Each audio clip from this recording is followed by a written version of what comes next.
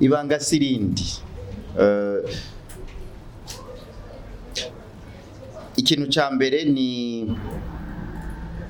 kuba umukozi, kubera ko urashobora kuba gukora ikintu ushaka kubaka izina, ushaka we kuja hejuru abantu bose, all eyes on me.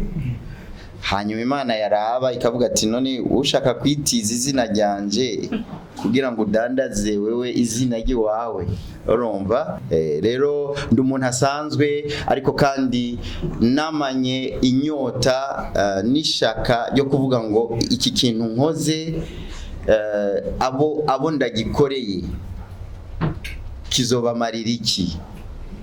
Hanyuma indunduro ya vyose rero izina ry'Imana gushirwa hejuru, abantu bakibutswa ko hari umuremyi ashobora kubatabara mu ngorane zabo bafise. Murabona iyi si duhura n'ingorane zitandukanye mu buzima bwacu bwa misi yose. Indirimbo yose rero nanditse ishoboye uyumvirije wese ishoboye kuzana ivyizigiro muri we, hanyuma mu ntambara n'ingorane afise akamenya ngo haracari ivyizigiro, hariho Imana, reka iyo Mana ndayihamagare, reka iyo Mana ndayitumbere, niyo mutabazi wanje, hanyuma ihabwe icubahiro mu buzima bwanje.